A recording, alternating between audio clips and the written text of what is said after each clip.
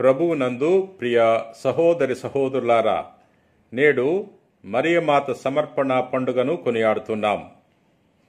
మరియమాత తల్లిదండ్రులు అన్నమ్మ జాకీములు. వారికి పెళ్లైన తర్వాత చాలా కాలంగా వారు సంతానం పొందుకోలేదు. ఎంతో కాలం వారు ప్రార్థన చేయగా దేవుడు వారికి వరపుత్రికను దయచేశాడు. ఆమె మరియమాత. దేవుడు వారి యొక్క ప్రార్థనను ఆలకించాడని వారు తలచి మరియను దేవాలయములో దేవునికి సమర్పించారు. ప్రియ సహోదరి సహోదరులారా, ఈ పండుగను ఈరోజు కొనియాడుతున్నాం. అన్నమ్మ జాకీముల వలె పూర్వవేదంలో కూడా హన్న తన కుమారుణ్ణి దేవాలయములో దేవునికి సమర్పించుకుంది. హన్న గొడ్రాలుగా ఎంతో బాధపడింది. దేవాలయంలోకి వెళ్లి కన్నీరు మున్నీరుగా ప్రార్థన చేసినప్పుడు దేవుడు ఆమెకు వాగ్దానం ఇచ్చాడు. దేవుడు వాగ్దానం చేసినట్లే హన్న ఒక బిడ్డను కన్నది. బిడ్డను కన్న తర్వాత ఆమె ఆ శిశువును దేవాలయంలో సమర్పించుకున్నది. ఆ శిశువే సమూయేలు ప్రవక్త. ప్రియ సహోదరి సహోదరులారా, మరి యేసేపులు బాలయేసును దేవాలయంలో సమర్పించారు. అదే విధముగా మన బిడ్డలను దేవునికి సమర్పించాలి.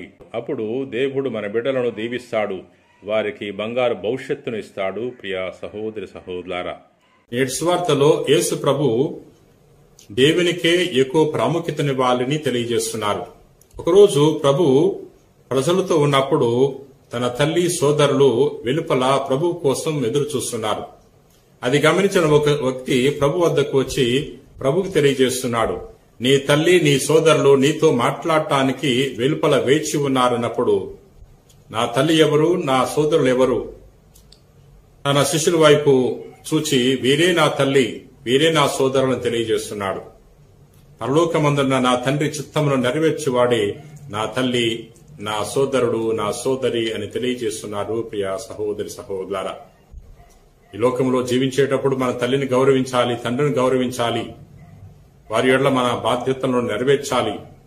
కానీ తల్లిదండ్రుల కంటే రక్త సంబంధుల కంటే దేవునికే ఎక్కువ ప్రాముఖ్యతనివ్వాలి అని ప్రభు నేటి పఠనాల ద్వారా తెలియజేస్తున్నాడు. ప్రియ సహోదరి సహోదరులారా, ఎందుకంటే 10 ఆజ్ఞల్లో దేవుడు తెలియజేస్తున్నాడు, సమస్త వస్తువుల కంటే సర్వేశ్వరుని అధికముగా ప్రేమించుదుగా కంటున్నాడు. నాకంటే తండ్రిని గాని తల్లిని గాని మిన్నగా ప్రేమించేవాడు నాకు యోగ్యుడు కాడు అని ప్రభు తెలియజేస్తున్నాడు. నాకంటే కుమారుని గాని కుమార్తెని గాని మిన్నగా ప్రేమించేవాడు నాకు యోగ్యుడు కాడు అని తెలియజేస్తున్నాడు. ప్రభునే ఎక్కువగా ప్రేమించాలి, ప్రభునే సేవించాలి, ప్రభుకే ఎక్కువ ప్రాముఖ్యతనివ్వాలి అనే విషయాన్ని ప్రభువు తెలియజేస్తున్నాడు. ఎవరెవరైతే తండ్రి చిత్తాన్ని భూలోకంలో నెరవేర్స్తారో అటువంటి వారు దేవునికి ప్రియమైన వారు. ప్రియమిత్రులారా, మనము దేవునికి ప్రియమైన బిడ్డలుగా జీవించాలంటే దైవ చిత్తాన్ని తెలుసుకుని దైవ చిత్తాన్ని భూలోకములో నెరవేర్చడానికి ప్రయత్నం చేయాలి. ప్రార్థన చేసుకుందాం. ప్రేమ కలిగిన ప్రభువా, దయగిన సర్వేశ్వర ప్రభువా, నిన్ను స్తుతిస్తున్నాం, మహింపరుస్తున్నాం, ఘనపరుస్తున్నాం. ప్రభువా, ఈ రోజున మేము చదువుకున్న సువార్తలో నీ కుమారుడు మా యేసుక్రీస్తు ప్రభు తెలియజేస్తున్నాడు, తండ్రి చిత్తాన్ని నెరవేర్చువాడే నా తల్లి, నా సోదరుడు, సోదరి అని తెలియజేస్తున్నాడు. ప్రభువా, మేము ఎల్లవేళలా ఈ భూలోకములో జీవిస్తున్నప్పుడు నీ చిత్తాన్ని తెలుసుకుని నీ చిత్త ప్రకారంగా మేము జీవించి వాక్యాన్ని దయచేయండి. ఈ రోజున ఎవరెవరైతే ఈ వాక్యాన్ని ఆలకించి ప్రార్థన చేయించున్నారో అటువంటి వారందరినీ కూడా దీవించమని మా నాథుడైన క్రీస్తు ద్వారా మనవి చేయించున్నాం తండ్రి.